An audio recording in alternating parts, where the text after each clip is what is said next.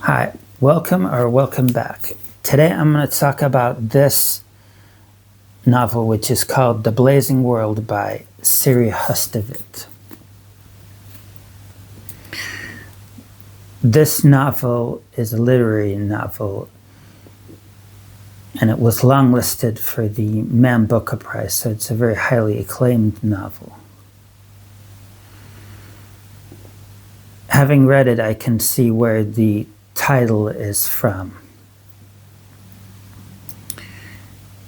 The title is inspired from a novel called The Blazing World by Margaret Cavendish, who was a pioneer in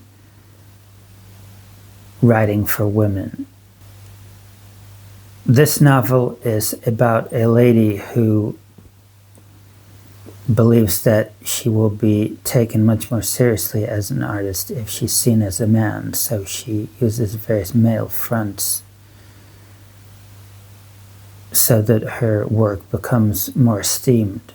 And it seems to work because when she dies, people begin to see her work as very popular.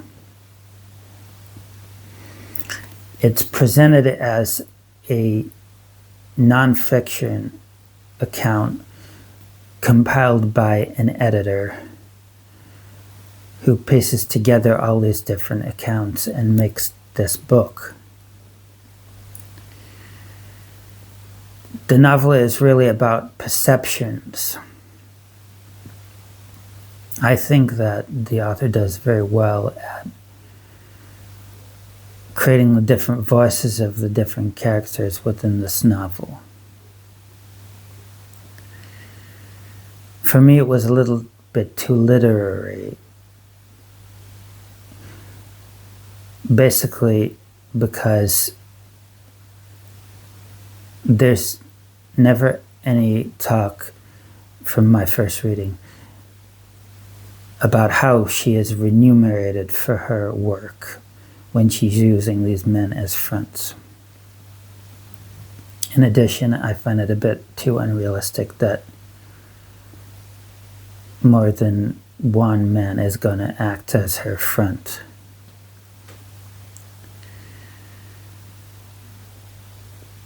So I'm going to get into the details of how it all plays out now.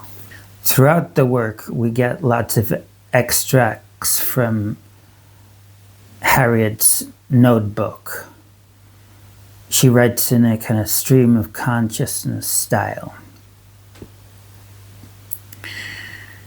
She's clearly quite a neurotic character.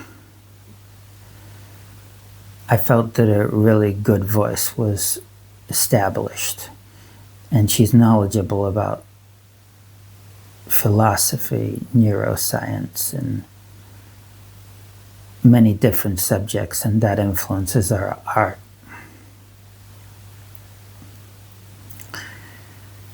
We learned that her husband died, who's called Felix, and a bit of their backstory. And we learned from her daughter and her son.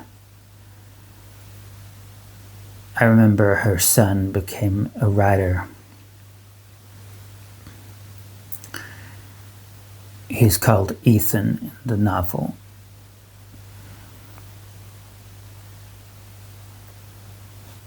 You kind of get a very good idea of the artworks. There are lots of cultural references in the work. For example, Rune, who is one of her fronts, talks about J.G. Ballard and his science fiction. As I said earlier, Harriet talks about The Blazing World by Margaret Cavendish. This is just my opinion, but I thought that it was a bit too clogged up with kind of nonfiction facts. you got a good idea about which characters to trust. You know, the academic ones would obviously give you the right information. But still, if you want to read about nonfiction, you read a nonfiction book, not a book like this. So that's just my opinion, that there was a bit too much of that in the novel. Towards the end of the novel, Harriet dies.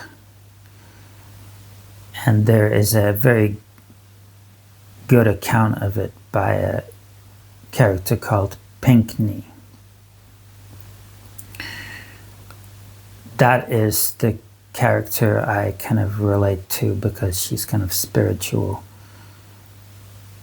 I felt very distant from a lot of the characters, but seeing all those perspectives was quite enthralling.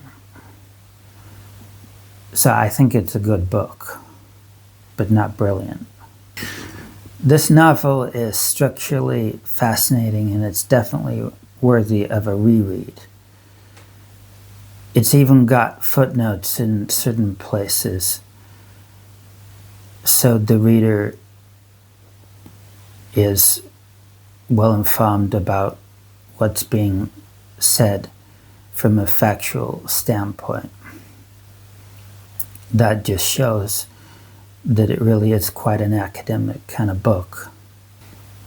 I liked the way that this book shows how artists are influenced by culture and greatly inspired by philosophy, literature, and other subjects. I've known artists in my life, and I can say that is 100% true. I think this book would be ideal as a novella. Some of the details about family dynamics seem to be too unrelated to the main subject of art for me. So I have mixed views about this work. I think it's a great read for those who want to think about another way to write books. So I highly recommend it for writers. For other people, I'm not really sure because the different perspectives didn't seem to come together coherently in my view.